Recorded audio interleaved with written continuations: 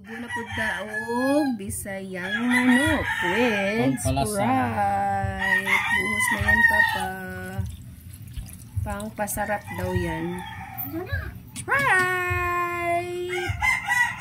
So, mauna ni ang atong manok nga adobohon, guys. So, ang sabaw na niya is Sprite. So, ato na siyang hubason para lamian ang Sprite. So, napamadaghang tubig. Nubas na ang atong manok. So, ato na ni siyang ihagwa. Ay, kabalag. Nya, after ani, magisa na po taog galamas. Uy, kundi ay. Kalimot ko. Oyster. Oyster? May oyster diha. Palpa sa'yo. Finish! Mao ni siya adobo nga puti. Lutuon pa na nato, guys. So, ato na siyang gipahubsan. So, magprito na ta. Gibutangan nagmantika ni Papa. Ang kaldero. Ay, kaha di ay. Then, atong nilunod ang ahos. Ahos.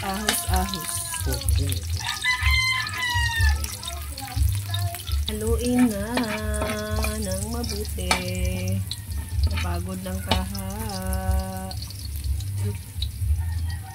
Kunain gamay. So, puwa-puwa na. Gamay na lagkuwang. Maglunod na ta sa chicken.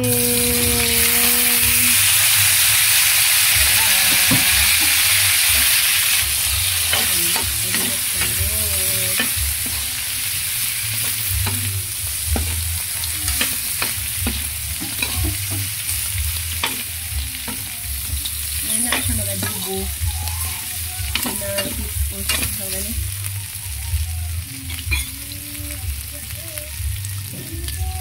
So, ato na siyang hunuran o tuyo. Silvers na.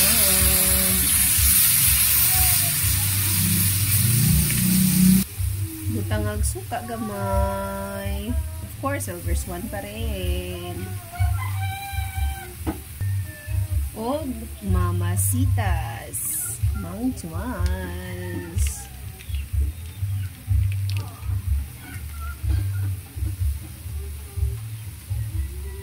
Oyster plus ato pud og sagulan og dahon nga paminta. Tada, later na i-mix na to, guys. Plus pamintang durog. Yes. So hanghang gyud ni gamay siya, guys. So, ako din ang ipahinayin ng kadyo para di po siya Ano yung sekreto para pagpalasa? Ano na pa? Bulaklak. Bulaklak nga. Bulaklak na paminta. Next. Bigyan natin ng... Tapos, utangan na to siya gamay ng asukal kay para dili po siya asin. Parat. So, medyo tamis-tamis. Oops! Oy, enough na. Then, i-mix na po na to para masagol tanan ingredients. Yan na lang siya kadali mag-adobo, guys. So, yun na tayo mag-experiment. So, everything... It's experimenting. Everything is experimenting only.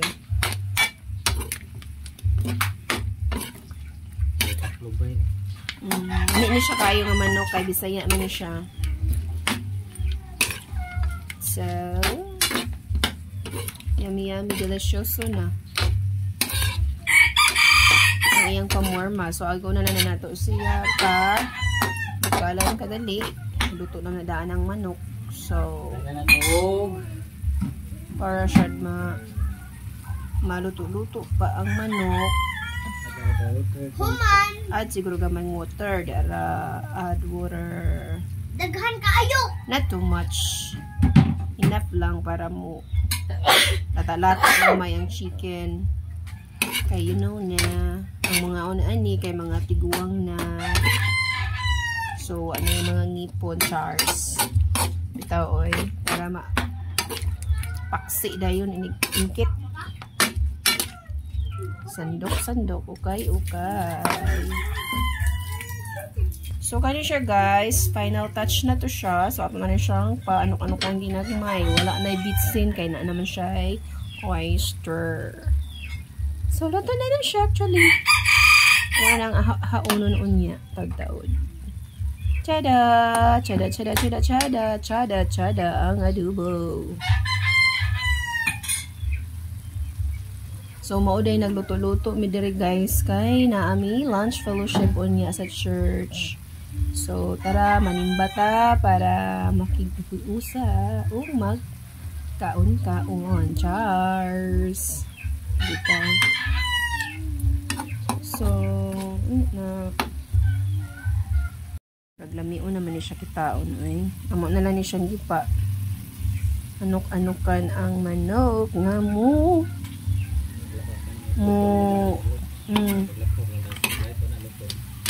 So amo na lang siyang gipabaso-bas gamay ang sabaw para dili siya dagag sabaw kanang adobo nga pinauga ba. So mo na iyang style karon. Excited. Mo ni tirada bisayang manok. So may purpose nga namuhi siya manok. So usa na naibaligya, usa po nang makasudaan. Charis. Tada!